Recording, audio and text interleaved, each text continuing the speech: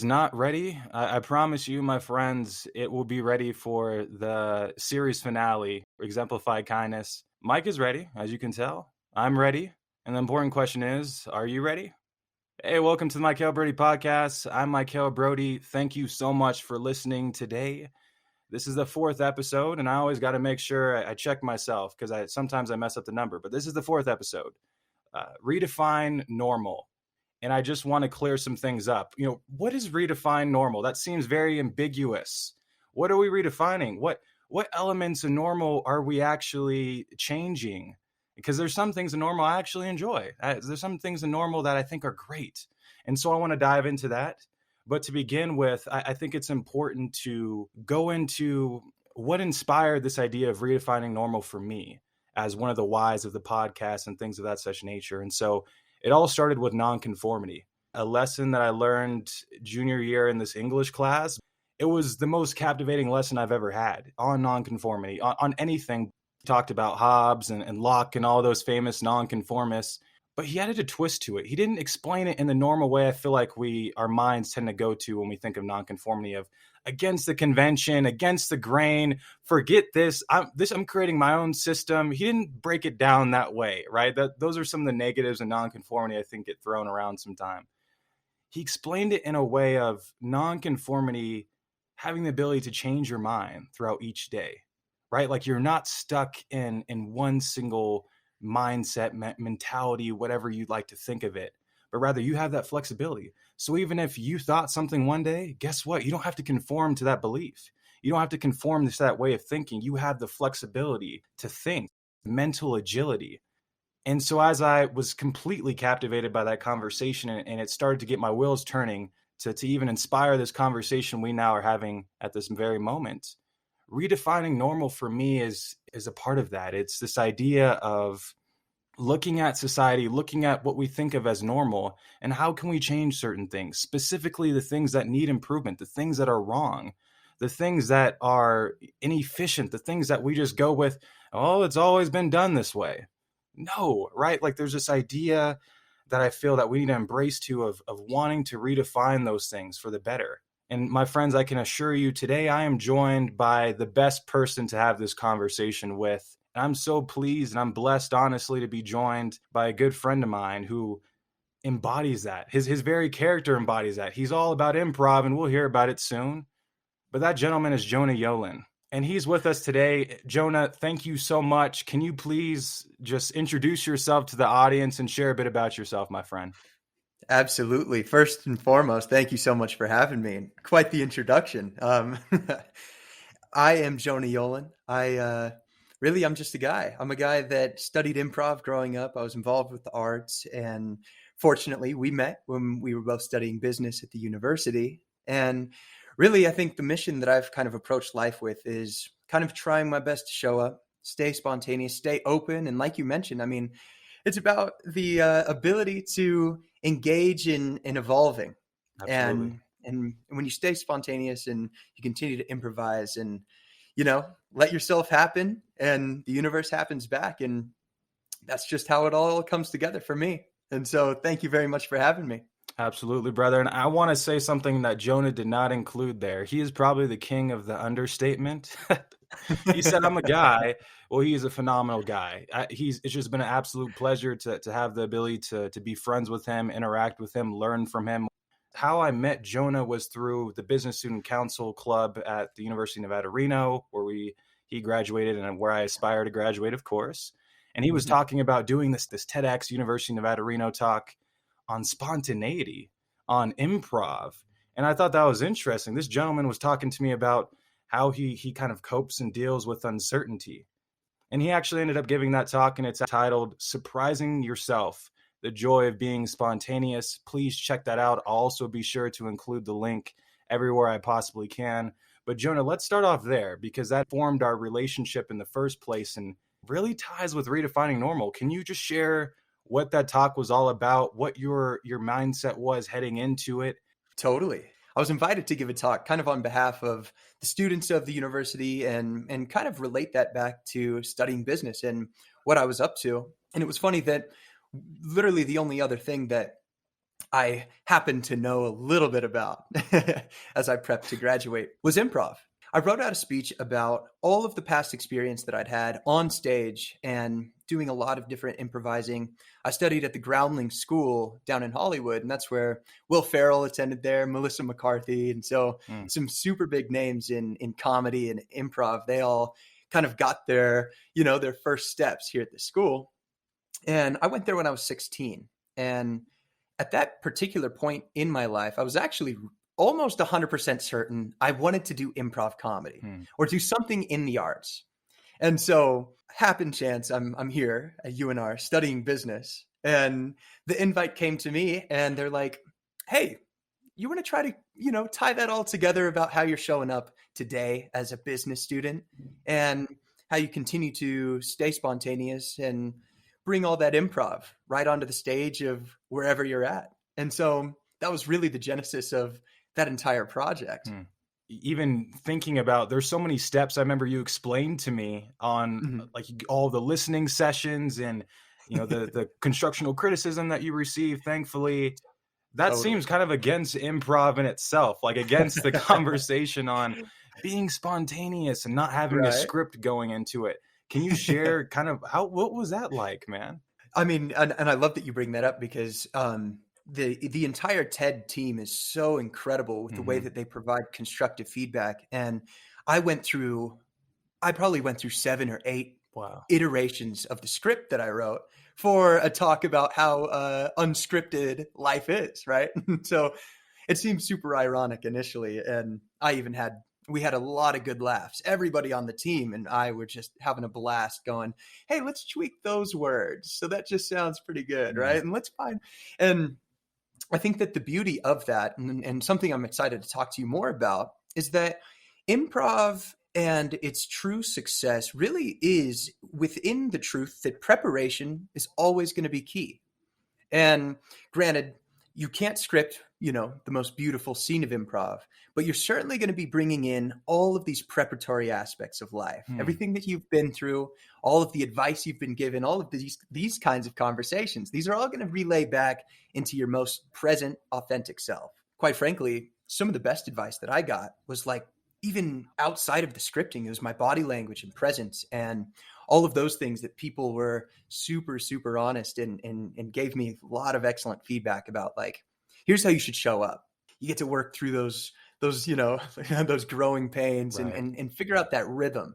And it's funny that even on stage doing improv, when you find that rhythm and you kind of get your cadence, that's kind of what that prep is all about. And so, as ironic as it sounded to, go through script after script and highlighting and rewording, when you allow yourself to prepare and kind of grow in that confidence of like, okay, I'm starting to really understand the prospect of whatever I'm about to jump into. Getting those little steps figured out can give you a bunch of confidence as you jump into uncertain events. Absolutely. And I just want to start. It's fascinating because I feel like this talk, I mean, this stuff you've already shared now could be formed into a talk through what you went through in the process, what you've learned. That was already a talk in itself, a lesson in itself. But then you Totally. provided your own 7-minute lesson through on stage, right? And so I want to dive a bit more into that talk. Specifically, you started it off by painting this scenario of, imagine life like you have a script to everything that's going to go on today. Oh, your boss is Mm-hmm. going to ask you this question that you don't really know the answer to, but you'll have it. And then you kind of broke it down in a way that almost made it seem silly. But what's so funny about that is I feel oftentimes we kind of want that for ourselves, like, not that that's good for us, but we Right. want to have this script going into the day. We want to know what's going to happen. We want to be certain. But I liked how Totally. just through that opening, you kind of made it seem silly. Like, this is why we want spontaneity. This is why we want the surprise of life. Yeah, absolutely. I think that I was trying to figure out the best way to open up that talk, Hmm. especially because when you talk about improv, everybody's usually clear that nothing is scripted. And that's kind of the fun, zany, crazy improv that we know. I was trying to figure out a way to really encapsulate the idea that, like, the beauty of improv is that you don't even have the satisfaction of knowing what's going to happen, Hmm. right? And then the punchline happens and the joy is perfect. And I thought that it was interesting that when you think about all of these things that you wish you had a script for, especially when it comes down to work and all of these high pressure moments that, you know, you have to navigate through, it's really funny that the initial thought is always, gosh, if I just knew what I had to say or craft that perfect response, especially when, you know, when you think about like retrospect, like when you're in a job interview and you get, you know, some question and you answer as best as you possibly could. And then they thank you for your time. And then you're out of the interview and it's only, you know, 10 seconds after. Oh, what if I answered like that? That would have been so much better. That would have been so much better. Or I would have looked smarter, or I would have looked more knowledgeable or more, you know, fill in the blank. And I thought that it was important to open up by saying, like, the most authentic version of ourselves is literally however our script plays out. You know, these lines that we constantly fulfill, this is the most perfect, most authentic version of any other script that could be possible. And so I appreciate your words about that, because that was kind of the intention there, was let's open up that idea of what life would be like if we all had it figured out. Explain to me some examples, because I know some people listening to this, it's hard to grasp, right? This idea of improv, like just going out and being you, because it seems to go against so many things we've learned of being prepared and all those things. But I want to actually, you know, dive into one point you brought up on, there is a level of being prepared in improv. And it's you bringing in different aspects of your life into that preparation. Can you dive into that a bit more? Yeah, absolutely. I think that even from like the perspective of improvising on stage or improv comedy, for example, like some of the most successful and really enjoyable scenes that I've been a part of there's always this truth. There's that authenticity. You're bringing in, you know, reality, and you're bringing in a side of yourself. And there have been so many times where I've just started scenes with anecdotal pieces of just life that I had been going through, you know, whether it's, and it could just be as simple as like, I'm in the grocery store and I'm extremely torn between what cereal I'm going to be picking out today. Right. Yeah. And it could be as arbitrary as that. But here you are, you're on stage and you're pulling that information out of your head about like, okay, here's a perfectly reasonable situation that I've been part of before in real life. And it's called like choosing what cereal. And now you're in a situation where you're on stage with a couple of actors and you get to let that snowball. Because not only have I been in that situation before, but as a matter of fact, I'm willing to bet that all of my counterparts on stage have actually engaged in that decision-making process before as well. And so, of course, a pretty silly example of what that feels like, what that looks like. But there's almost this level of empathy as well, of like being prepared for improv is about understanding what you've been through and what other people have been through, and finding that common ground of, hey, this is super relatable. And I bet that we could have a very, very spontaneous and productive conversation because we've felt this before. That to me is kind of what that looks like. As far as preparing for improv, most of the time you don't even know you're doing it until you arrive at that particular spot and you go, wait a second, I've done this before. Let's enjoy this. There's no pressure here. And that's what that feels like for me. And I can actually see that literally for this podcast. And I know we kind of talked beforehand. You've been with me as I've shared with you some of the ideas I've had for it, and you've offered great advice. And part of it was kind of scary to start this podcast at first because it's very raw. And I'm sure the listeners even listening to it now can see that. There's no script in front of me. As much as comforting as that may feel or sound to have this script and to be like, well, hey, welcome to the Mykel Broady podcast and let's move on to this line. That's not the situation here. It's raw. It's the belief. I have a driving belief. The best moments that you hear as a listener are unscripted. They're completely raw. They're completely natural to the conversation we're having. And that can be scary at times. When I'm going in, of course, I have some talking points I want to get to. But in general, it's open-ended. And for a little bit, honestly, when I first started this, I just didn't, I had to question myself, is this a lack of preparation? Like, am I not taking this podcast serious because I'm not planning so much? But then what you said already, that preparation that you can just tie in from different aspects of your life. I have conversations all the time. And so that's why that's what prepared me for this. Mm-hmm. this ability for me to think outside the box, to learn from other people. That's that preparation's already been done. And so now, instead of tying in all this research and, okay, hold on, before I send out this episode, let me do hours and hours of research to try to figure this out. Right. Now I just kind of tie in those different elements from life, share those stories. And so I completely agree with you there. And I loved how you even described it, because I really see the podcast in that light. Totally. And it's great too. I mean, even just on the theme of how we preface this about redefining normal, Mm-hmm. and even in that non-conformational idea, I think that the more and more you attempt to script it out and have it figured out, like, and it sounds a little bit, and there are constantly, there are always times to make sure that you're well prepared, and you're ready for whatever, task or project that you're engaging in.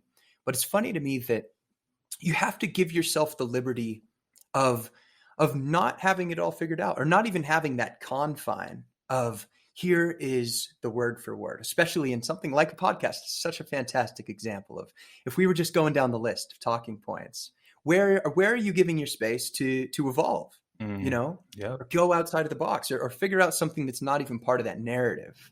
And so it's certainly uncomfortable, and it's certainly daunting. It's challenging to give yourself the liberty to feel afraid, to feel uncertain, and of course, jump in and allow yourself to grow. And I think one of the key words for me is, like, and this one is perfect, because there's such a connotation to this word of, like, vulnerability. Mm-hmm. Right. Allow yourself to be vulnerable, and you would be incredibly surprised how much you begin to grow in spaces where you let yourself feel that fear. You feel that uncertainty. It's not a space that many people voluntarily go. That is the one thing that, I mean, certainly I battle with that on the daily, because everybody, I mean, and it's just part of who we are, human beings. I mean, it's about feeling that we love that safety and we love that certainty. And it is truly like a voluntary task, at least in my personal life, to jump out of those boundaries, figure out that vulnerable space, and allow yourself to grow there. Oh, man, I love that. And finding that vulnerable space, again, that's a fear for many people, right? To be vulnerable, because you're now leaving yourself open to a lot of negatives. And at least that's what we tell ourselves. But there's a flip side. We're also opening ourselves up to a lot of positives. Being vulnerable, just like how I'm doing on this podcast. Yeah, there's some things, people can see, some areas for improvement for me that I can definitely work on. And I can attest to that as well. But they can also see more of my character. Maybe they can see me in a different light that maybe they don't get from me when they just see me around school or anything like that. And so I feel like that ties in there too. And another thing I want to share is, when we're embracing this uncertainty, which I know we also need to dive into a bit deeper, perhaps, this is rational. And that's what's been so exciting for me as I've been kind of drifting into this level of uncomfortability, being comfortably uncomfortable, is it makes sense. Because think about it. If we're not inviting that spontaneity into our lives, that uncertainty, right? We're not living in a rational world. We're living in an irrational world. We're being irrational because we're now acting as if we know everything that we're going to see. We know what is there to plan. I know. And so almost when you invite that uncertainty, it's you actually admitting, I don't have all the answers. And I know I've made this statement, and I'm going to continue to make it time and time again on this podcast. So we just nail it in. We consistently remind ourselves that we don't. And so if we're living in this world where we're scared of uncertainty and we don't want to test our limits and we don't want to open our minds to learn more, how irrational are we being? And so that's what gives me great confidence in doing this, is that I feel like this is actually the smart thing to do. I love that. I totally agree. And it's funny too, because it seems like such an inverted logic, right? Right. Because all we want to do is have everything figured out in a world that is not going to allow us to do that very, very thing. And that's exactly that space. Finding your rhythm in there. And quite frankly, I think for me, it's also kind of about the exposure, right? You start small. You don't have to barge into work and ask for that, 20% raise today. If that's the big uncertain, thing that you have been anticipating engaging in, you can certainly, start off with some just those beginnings of having a spontaneous conversation, or seeing what somebody else is thinking about, whatever might be on your mind, getting into that vulnerable space and Mm. having a very, very unscripted conversation. I'm a firm believer that it's a domino effect, and you find your rhythm, especially even like improvising on stage. Like, you don't just jump on stage and have the greatest scene of improv ever first try. It takes a little bit of practice and takes a little self-trust, and you get to know yourself throughout the process. The more and more dominoes you push over, it compounds and compounds and compounds to where you go from fearing or even being trepidatious about uncertainty to being an active invitation to bigger and bigger uncertain and truly incredible events. We don't know what we don't know, right? I think we need that's what it There gets. you We go. don't know what we don't know. So let's leave the door open at least to figure that Totally. out. Another part that I want to get at that I thought was amazing that you kind of brought to light was how it seems to go against the grain, right? Look, what? Invite uncertainty? Like what? Like be uncomfortable. And that is such a huge theme, I feel like, for redefining normal in itself. Mhm. Even redefining normal, right? Like, what are we redefining normal? But normal is normal. I would look outside my window and I would see, the funny looking cloud that's up in the sky. It's not in the same spot as it was 15 seconds ago, right? The, Mhm. the, the old fashioned clock on the wall changes by the second, right? Even the ground, the land beneath our feet is moving, is changing, but it's so like minute, it's so slow and minimal that we don't even really notice. And so, with that being said, what I noticed was in our normal, it's constantly changing. Physically, it's constantly changing. And so, the essential question I had to ask was, are we mentally changing as well? Are we mentally adapting our minds to this constantly ever changing environment? And that's why this idea of redefining normal came out, and why it makes so much sense to me. Why is normal a thing when our normal is literally filled with so much change in a given day? You know what I'm Right. saying? I love that for sure. Yeah, and I mean, that truly invites so many great questions about, like, what are these standards of normal, and why does that, whether that's that linear progression of, even in like business, for example, of like showing up normally and doing an excellent job, or how that works for you, like, is that the normal way of going with the grain, or Right. never really challenging, whatever, maybe you're not challenging that narrative, or progressing in places that you wish you could, simply because it doesn't seem like the acceptable thing. Perhaps you're, uncertain of how your peers, or maybe your bosses, or whoever that might be. It's interesting that, like, as we evolve as people, it becomes scary because we expect people to not want us to change, or maybe we got hired for some particular reason and we got to preserve that. Hmm. And maybe we shouldn't grow into a new narrative, or approach work differently. And it's funny that I feel like when you frame things in that nature, it certainly becomes a little bit scary to let yourself evolve or change or show up different, just because of those expectations.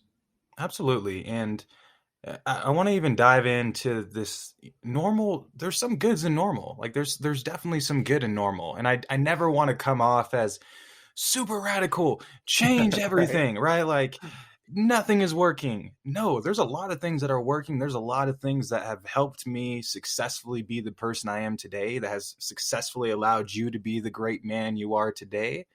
Hmm. But we can agree that there's some inefficiencies, right? And so my main thing is, let's be cognizant of that. Let's look out for that. Not even if it's not for us, for the future, right? So we don't have these issues of sustainability that we now face today, where we're scratching our head and, well, where should we pull in money from where to make this Hmm. happen, when this could have been figured out by just being cognizant of our actions and wanting to improve for the betterment of the future. Exactly.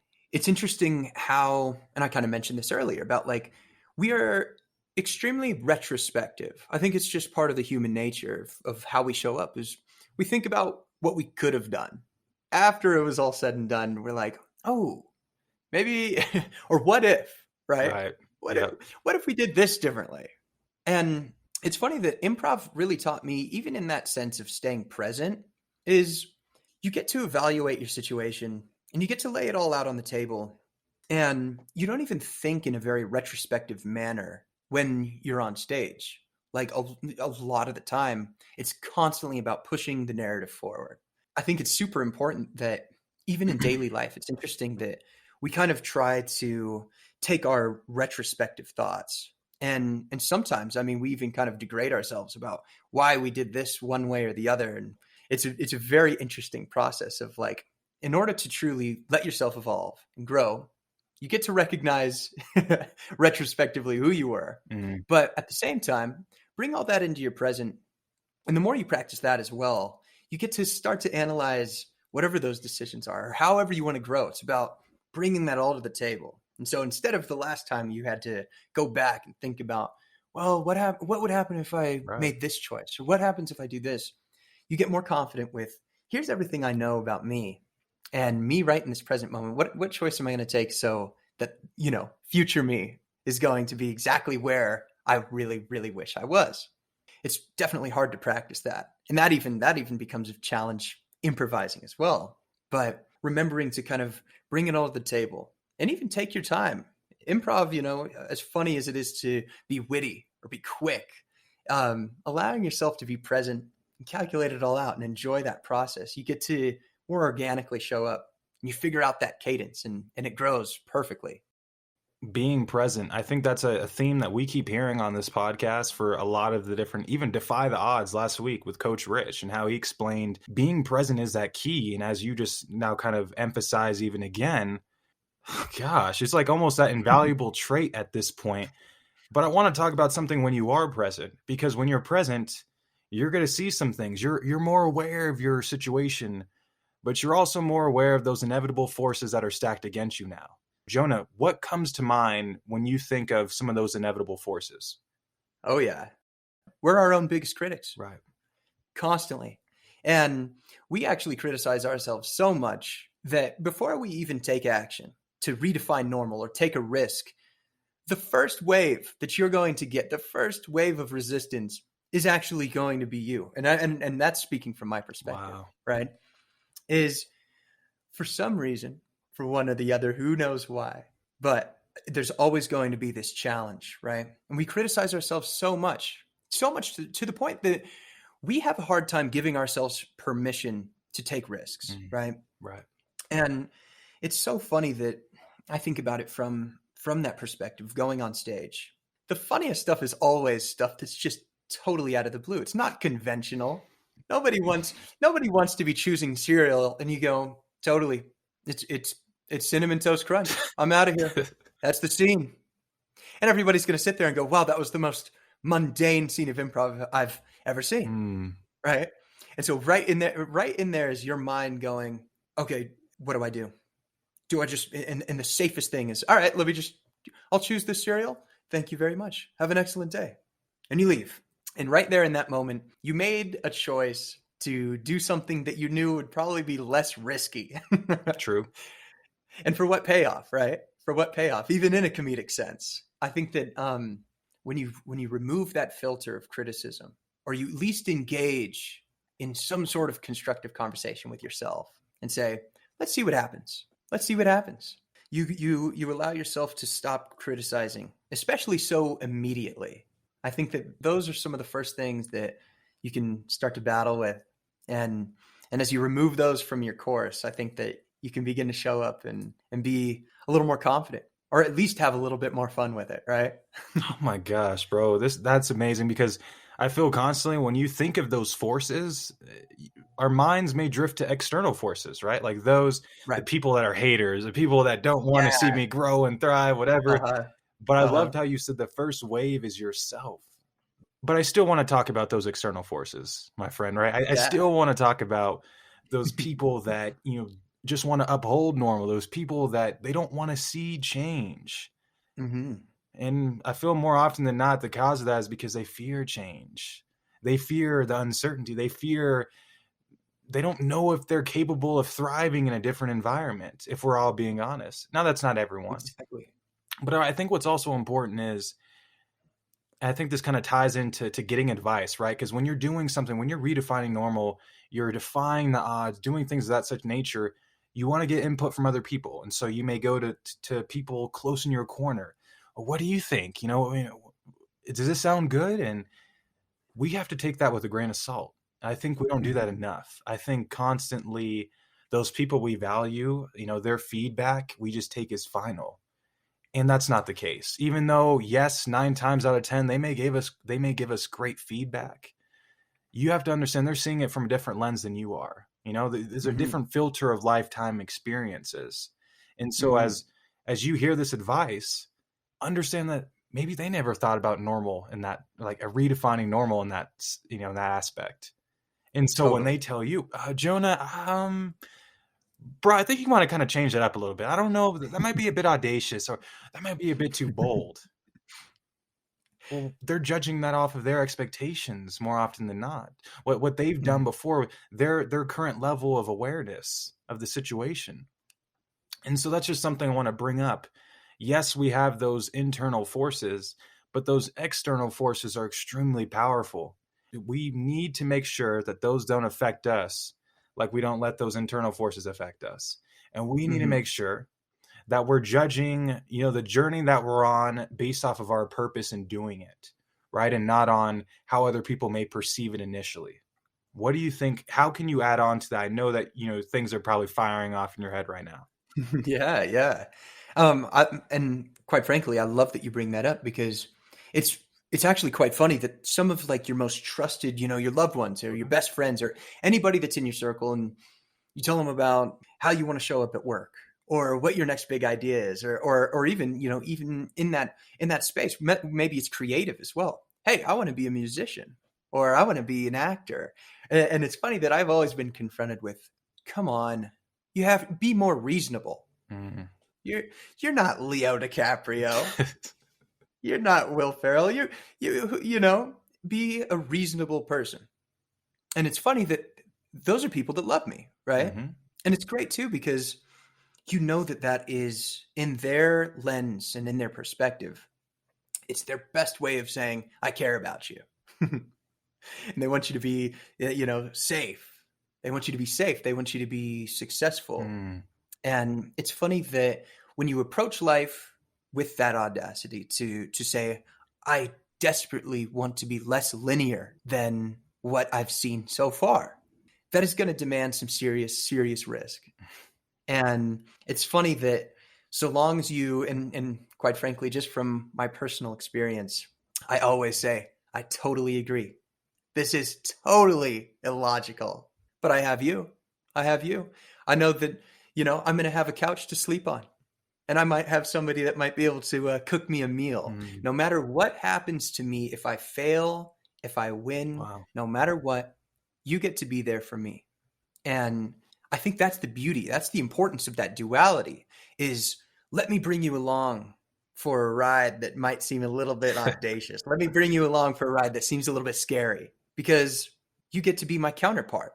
I think that there is a beautiful coexistence. There's a collaborative atmosphere in there of pragmatism, finding that balance. And what's the best part is they take a little from you, you take a little from them, and you get to grow together.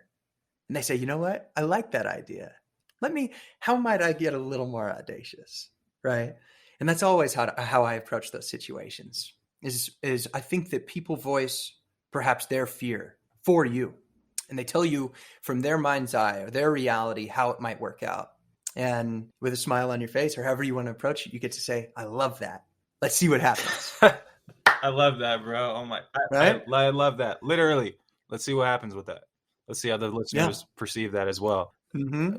I want to get into, I feel like we've been kind of talking about redefining normal, some of the things that maybe barriers in that, and just kind of trying to provide that definition, that meaning behind it through such an ambiguous kind of phrase, right?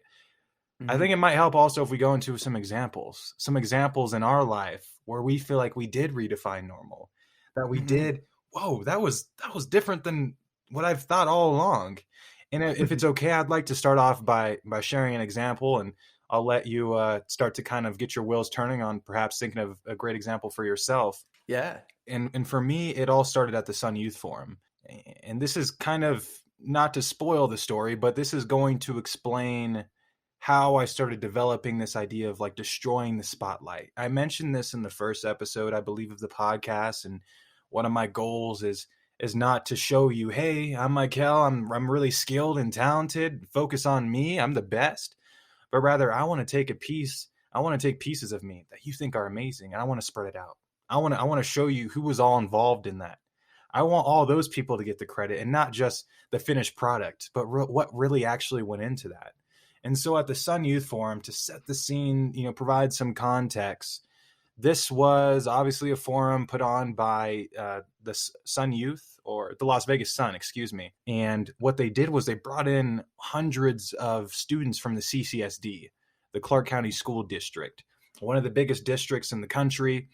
They said, okay, we want about 12, 15, or however many students from each school. We're going to bring them all into the Las Vegas Convention Center, which is a huge place if you've ever been there. And we're going to put them into different classrooms, all of these different teenagers into different classrooms to talk about big matter stuff. One was on teen topics. I believe another one was just on politics. Another was sustainability and ESG and things of that such nature. I was in the teen topics. And again, to further set the scene, there was a room rep that would be chosen for each room. So again, they're mashing a bunch of random students that have never met each other before in a room to have an open-minded discussion about teen topics or whatever the topic was of their choosing. So really fascinating, really informative, very much a setting that's filled and spurred by learning. And so one thing that they did, though, is they would choose a room rep. And that room rep would go on to literally represent that room, and they would write an article in the newspaper for the Las Vegas Sun sharing their experience.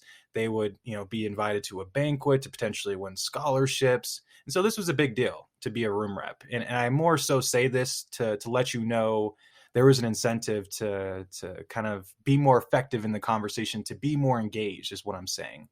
And so, yes, I was one of those people that aspired to be a room rep. My teacher, Miss Folia, phenomenal teacher of mine, one of my faves, she told me, I really want you to be the room rep and all those things. And so I'm like, okay, I can do that.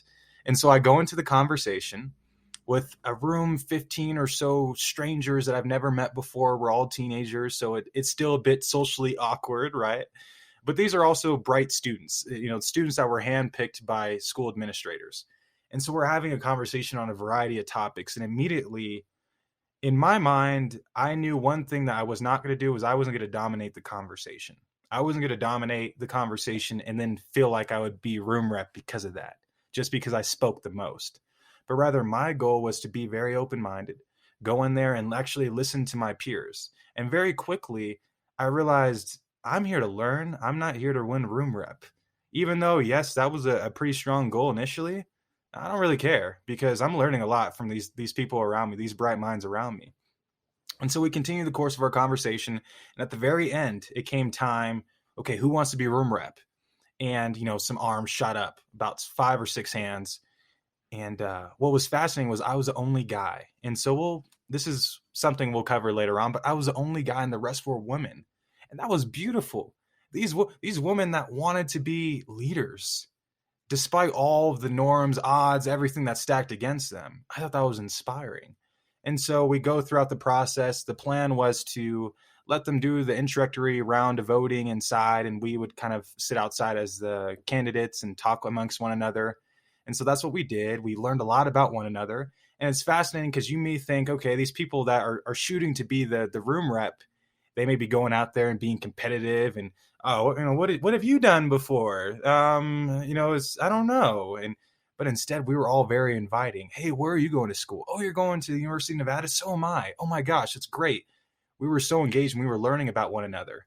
And so that's important because there came a time that we had to give a speech in front of the whole room, right? Our whole room, and to say why we feel we should be room rep. And when it came to me, the only thing that I can find that would be natural, that I felt really represented what was on my heart and my mind at that time, I spoke up and I said, I think I would be a great room rep. But I got to be honest with you. Sharing 5 minutes just outside and talking to those other people, hearing about their aspirations, hearing how much they actually care for complete strangers, any one of these people would be great to be a room rep.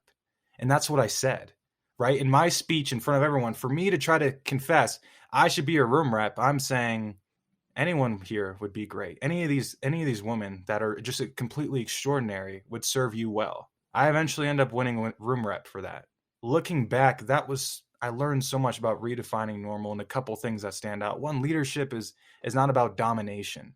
It's not about you dominating every single conversation, you making others see that you're superior. That's not leadership at all. Leadership is, in fact, you having the humility to say, these people around me are extremely talented, and I want to make sure they can be better. I want to make sure they have the opportunity to shine just like I can. And so that's what fits into this whole idea of destroying the spotlight. I really learned a lot there, right? And that to me redefined my normal, so that no longer do I feel like I need to come out and flaunt or flex to people, but rather the best thing I can possibly do is to let them know that I believe in them. Just like those people that, just like you said earlier, even though technically, yes, they may not have saw eye to eye with you, they believe in you. And that's the best thing that I can do. And so that is a story that I have at the Sun Youth Forum of winning room rep. But honestly, I won so much more. I won so much more than just, a title that said, hey, you're the room rep in an article. I learned what it truly means, the impact, not just on yourself, but those around you, to destroy that spotlight. So let everyone know that they are special, that they are superstars, that you don't need a title. You don't need any of these things to tell you differently. I love that. Love that. One of the best parts, like just thinking about that idea of people believing in you. Mm-hmm. And sometimes it's an incredible thing, especially when it comes back to that theme of being your own biggest critic. When you have the pleasure, have the honor of being reminded that somebody believes in you even more than you believe in yourself, that right there is one of the greatest gifts that anybody can receive. And I think that right there, that gives you that courage, that even might fuel that audacious will that you have, because you know that somebody believes in you more than even yourself. It's an incredible thing. It's a fantastic story. Absolutely, brother. Thank you so much. Extending that belief to others, hey, you got it. That's the new standard. That's the new normal. We redefined it. There it is. Me and Jonah have redefined. No, I'm just playing. People have redefined it before, but that is normal. That is a standard. If it's not your normal, I encourage you to make it. But Jonah, my friend, what story do you have in mind? And I'm kind of sad right now. I don't have my tea and I don't have popcorn to enjoy this. But when's the time you kind of redefine normal in your own life? Yeah, I had an opportunity to kind of think about these things, and quite frankly, I think one of the first opportunities that I ever took to be a little unorthodox and show up and maybe challenge those expectations a little bit. It's actually kind of a funny setting. It's a funny set of circumstances. In high school, I was very, very studious. I was super academic. And I always, I was trying my best. And what a wonderful place to play by the rules, right? If you want 100%, then you got to look at what's expected of the task at hand. And you fulfill each one of those as best as you possibly can. And you conform your project right there in the nutshell. And you say, here it is. Everything you expected, exactly how you expected it. And then you get an A. And you go, all right, here we go. I got this figured out, right? And I remember there was an assignment that we were given. It was a presentation, and it had to be extremely structured. And funnily enough, this was in a biology class. And as a musician / I'm a little bit more of a creative writer, that bio was not really my strongest suit. I was kind of, I was over in the English theater realm, doing that pretty well. Here we are. And the task at hand is to give like an academic lecture on some biological project. Sounds fun. And so I'm like, yeah, wonderful. Let's take this opportunity, to discuss the joys of paleontology, which are many. Don't get me wrong. It's actually pretty awesome. We get this, the structure, the assignment. And it says, cover this, reference the chapter. You got to include quotes from the chapter. And you have to do all of this within, 8 minutes. Oh, and by the way, if you say any ums or ahs, or you pause, or you seem ill prepared, well, we're gonna dock points. In fact, we're docking 2 points for every ah, or awkward little moment that you have, because that clearly insinuates that you haven't done your due diligence with your paleontology, right? I look at this project, first response, just immediate fear of like, oh my gosh, I really can't mess this up. Like if I want an A, like there's no way I can't stumble, I can't stutter, I can't say any ums. We were even docked if we had like awkward body language. And I felt this opportunity arise where here's something that's not really my forte. And here's a project that's actually terrifying me because it's not my strong suit. And I also have some, some very interesting obligations to fulfill. But then I asked myself, what do I really like? What am I good at? And I went online and I put together a nice little instrumental. And I decided that I was going to write some musical theater for my presentation on paleontology, which quite frankly, I don't think had ever been done before. I would think that would be a wise guess. And I didn't tell my teacher. I didn't tell anybody that I was going to be performing Paleontology, the musical. I just decided that if this assignment and these expectations are going to terrify me this much, and I'm already not sure if I'm going to mess this thing up, I'm going to jump in and I'm going to have as much fun as humanly possible. Because at the end of the day, at least I did that. And so I wrote out this musical and I put together this entire lovely, lovely presentation. I walk in with a lab coat on and a dinosaur hat. And people think that I'm absolutely bonkers, which is lovely, because the next thing you do is you set your boombox up and you begin to just sing these wonderful, wonderful stories of the ichthyosaurus and so many other treasured pieces of natural history. Do you remember any of that? Like, can you give us like 15 seconds of what that looked like? If you remember? Oh my goodness. I wish I could. If there was one thing that I remember, there were some bars in there. There were some bars that left the room impacted. Something, oh gosh, if I had to remember, something like, here we are, discovered the ichthyosaurus. There is nothing you can do now to ignore us. And there you have it. And just like that, everybody's like, wait a second, this guy's absolutely crazy. And I went on this crazy musical and I finished it up. People really enjoyed it. And it was funny that the first piece, coming back to that criticism, we walk out of class and everybody's like, hey, that wasn't the assignment. That's not what you were supposed to do. In fact, you're probably there. I mean, the first initial response was, not only was that awesome, but you're also going to probably fail. Right? And I say, we'll see. And the grades come back like a week later. And the syllabus of like, or whatever that grading structure, paperwork, however you want to call it, is just like torn to shreds with notes.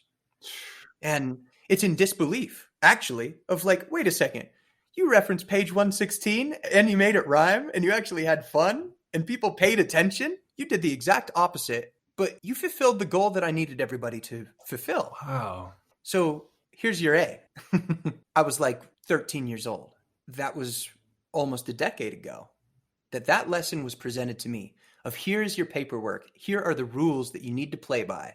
And you show up under a context of, let me do something that's never been done before. Let's have a little fun. Let me be authentic. And you still get the A. Show up every day. That is what I have been trying to do my very best since that moment.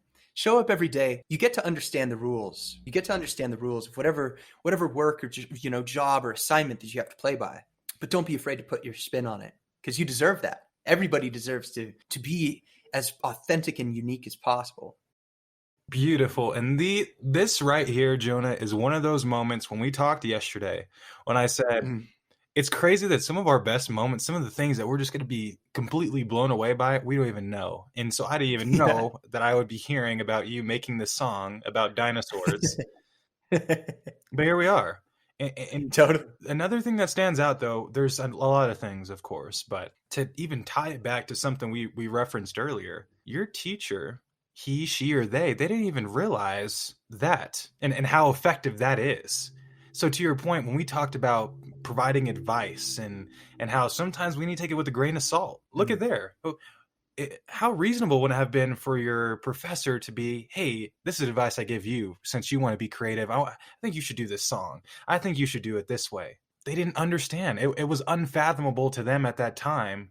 And so that's kind of reiterating that point earlier where when you're redefining normal, when you're doing things that are different, sometimes people just have never thought of it that way. They've never seen it. But when they do, that's new, that's a new normal. That's a new standard. What Jonah did right here, I want people to do for every single project moving forward. That's what I heard from that story. Like it's crazy how we can bring that back from our conversation, earlier. Right. That's really it. It's funny how you give yourself the courage to go there, and whether that's announced, unannounced, you show up and you place yourself in a position to be a little unorthodox. Whatever the task is at hand, you achieve that goal out of complete surprise too, because everybody's skepticism, everybody's cynicism was, hey, nice song, but you didn't do the assignment. That's everybody's first take. And perhaps that comes back to the points that we were talking about. People's skepticism for redefining normal is that that's not the right way to do that. And that was that first wave of judgment, of fear.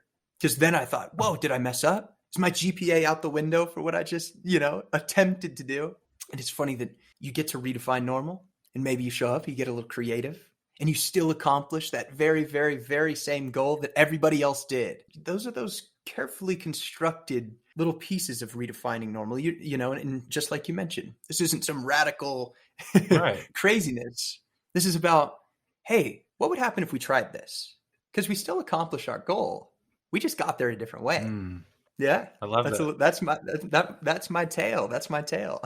I'm sure people have notes just as I have right now based off of that. Jonah, I want to, as we're kind of not wrapping up quite yet, but I want to address a couple more points. And one being, I just kind of want to go over a good practice that people can implement to help them redefine normal on a daily basis. Something that I found has been, great for me, because I know when you say something like redefining normal, not only can it sound a bit ambiguous, but kind of daunting.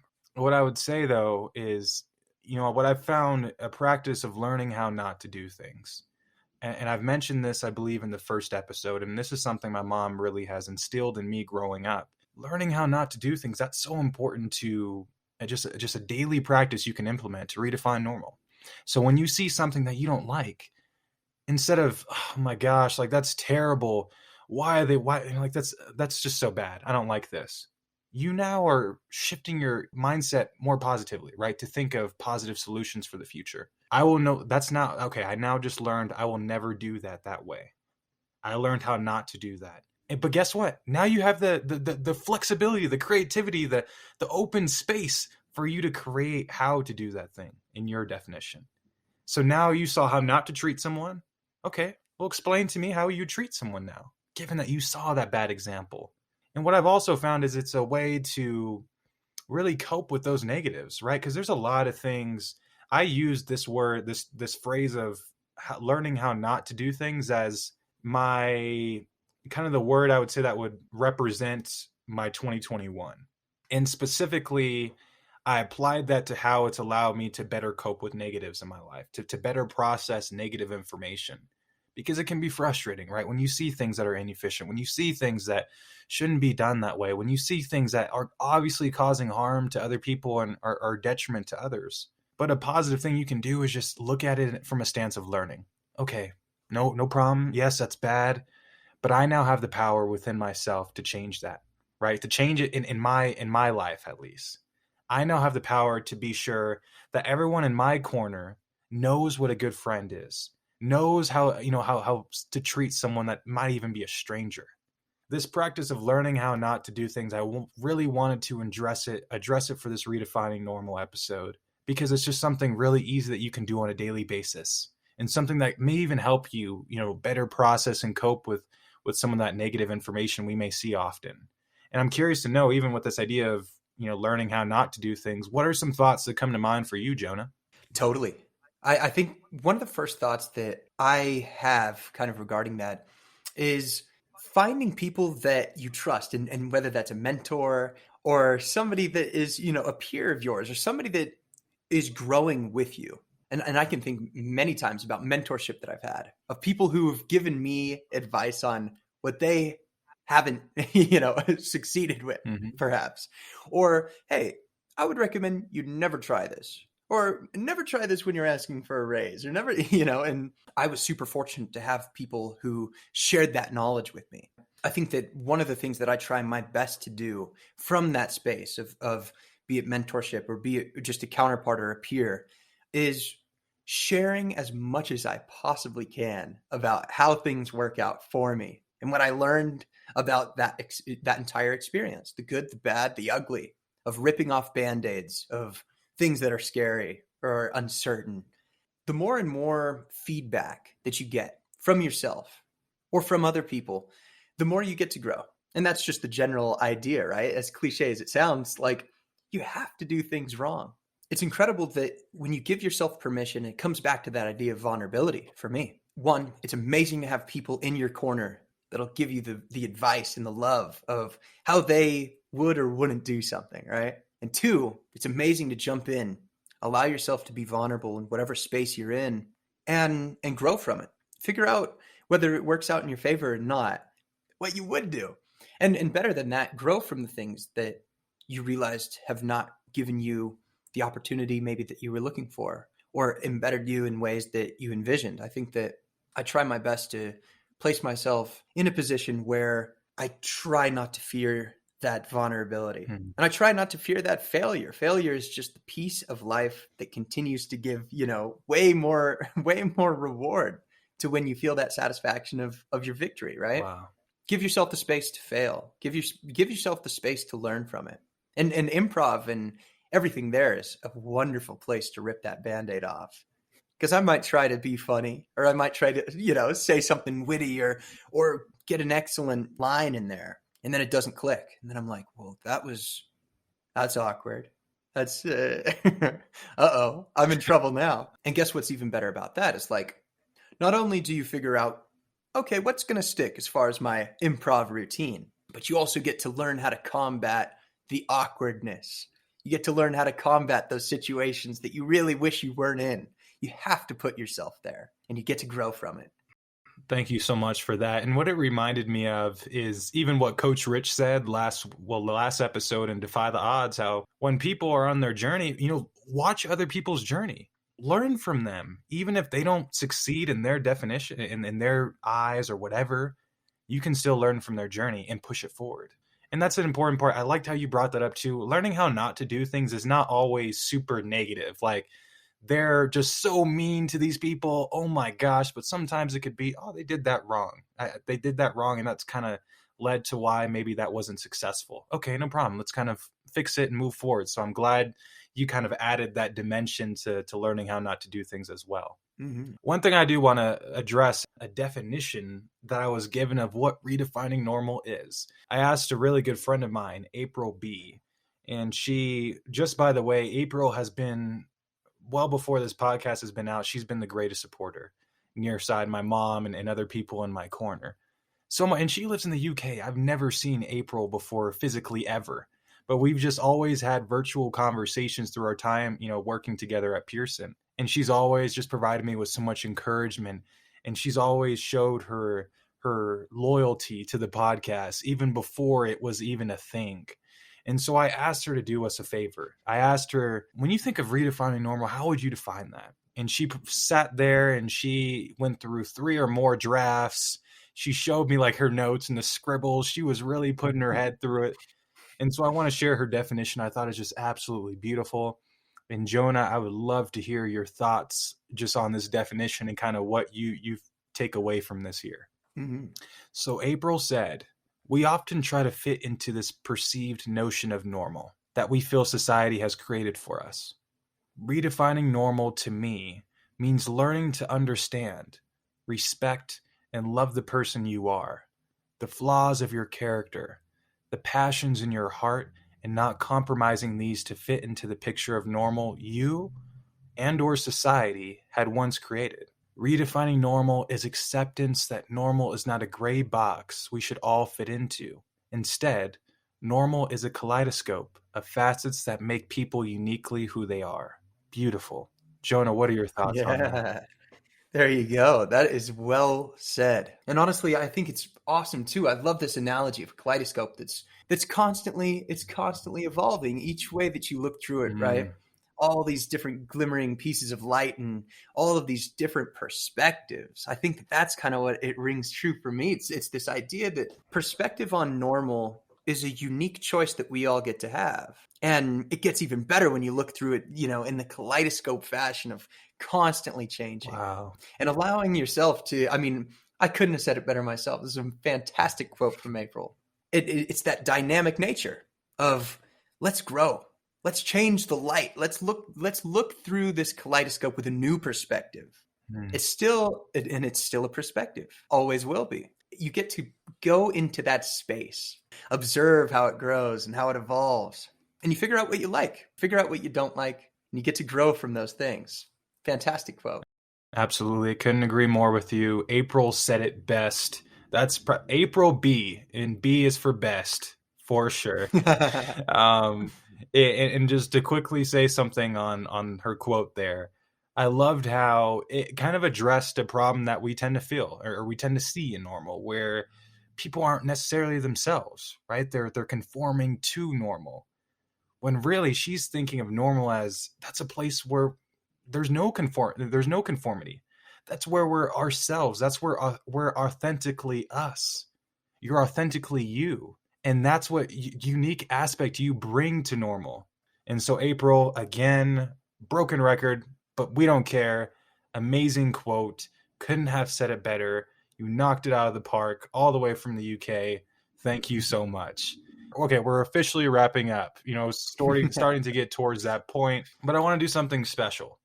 I know it is, Women's History Month, and Jonah and I, our lives would be drastically different if we didn't have women in our lives. And the impact they had on us is profound and is truly foundational to who we are as individuals. And so I wanted to kind of share this moment as we're wrapping up, to just share, exactly how, although we can't put it all into words, that would take too much time. And I don't think our listeners have infinite amount of time to listen to us talk about the role of women in our life. But I just like to share, a couple things, and I'll get us started by kind of the impact, women have had on me so far. And maybe even to highlight some things that I've been doing recently to better connect with them. I feel like it's already apparent that I have such a strong bond with my mom. I truly feel I am the product of woman leadership. And that all started with my mom's leadership in the home. In the absence of having my father around, she was that leader for me. I can dive much deeper into my relationship with my mom. I trust that will become more evident to you as a listener as this podcast continues. But one thing in particular that I've been doing recently is I've been looking at forming more relationships with women. So often, especially, as like a teenager, or not a teenager anymore, but, a young adult, when you were even a teenager in high school, I think there's just like this norm that we look at women sometimes so conditional. Like, right, it's conditional. Our communication with them, our care for how much we care for them, it's reliant on, are we getting something out of this relationship? Or is there some physical attraction there that what I'm talking about? And I didn't want that. I thought that was so demeaning, and that it's also foolish, because there's so much more to learn from women. And so this year in particular, I've really taken an emphasis on trying to develop more relationship with women in my life, just even at the university, knowing who they are and letting them know that I'm with them on their journey, and that I'm here to watch them, to not just watch them, but to help them succeed. Excuse me. And so that's what I've been doing. I've been able to form a lot of relationships, and what I can honestly say, mark my words, I've grown as a man based off of my newfound relationships with women.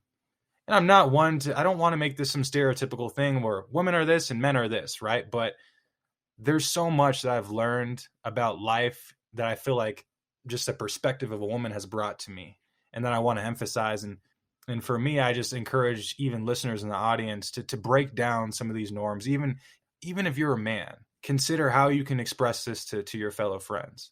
How can we better respect women in our lives? Because I think it's foolish for us to act as if there's no disadvantages out there. no types of discrimination that, oh, they're just lazy, or no, they have their own roles. That's BS. And we'll keep it clean. That's BS. And we need to start taking more of a stance of how can we help them grow, highlighting women and letting them be who they truly are, leaders, phenomenal, intelligent leaders who lead with authenticity. Jonah, I know you have tons to say, and I want to hear, just how you've been impacted by a different woman in your life, or even just one woman, perhaps. Honestly, and I think for both of us, I think about the number one fan, somebody that has been there for me through so many trials and tribulations. And of course, that's got to be my mom. I mean, this is an incredible woman that not only has provided so much for me, and she raised me. And from her personal perspective, I mean, she is a 4-time cancer survivor. Wow. And she's gone through chemotherapy, and she's, fought and fought and fought, and was placed in a situation where she wasn't sure if she was going to have the opportunity to raise me. That she was diagnosed with Hodgkin's lymphoma when I was like 6 months old, and started this immense battle for her life. I was a baby, and I didn't even know at that moment what was going on. I just knew that my mom was going through something. And I look back at these pictures of us together, and we have these incredible conversations about what that meant for her. And as she fought for her life, she understood that she needed to show up, and she needed to fight as hard as she possibly could, because she had a little baby that she had to raise. My entire stance on life has been because of those incredible conversations I've got to have with my mom about how finite life can be, or how incredibly uncertain our health can be, and what that means for today, and how you need to show up as the best version of yourself and love the people that you love, because you don't know, and you never know, and you have to treasure that. I know I'm incredibly, incredibly lucky that my mom has taught me those incredible lessons on fighting and fighting and fighting for what you believe, and quite frankly, even for your life. I know that you often preface, as we close this up, you give your audience a challenge. Absolutely. And I was thinking about that, and I want to tie that in, because my mom was the one that said, "Hey, you don't know what's going to happen tomorrow, so you better enjoy yourself, and you better get after it. You better have as much fun and be as authentic as you possibly can, because this is your opportunity right here." I think for me, I want to maybe give a challenge out to this audience to tie it all together with all the spontaneity, this uncertainty, and all of the things that we've got to chat about. And I think that to wrap it all up and even think about what my mom has taught me, my challenge for everybody is to invite somebody that you love. Maybe that's a significant other of yours, or a parent, or a peer of yours that you enjoy growing with.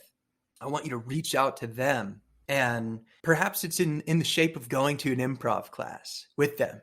Maybe you've never done that before. If you've never done that before, then take somebody you love, go to an improv class, and get super uncomfortable with them and a bunch of strangers, and enjoy yourself, because you get to learn a lot about yourself. You get to learn about the people that you love in that awkward, silly, fun space. You get to grow there.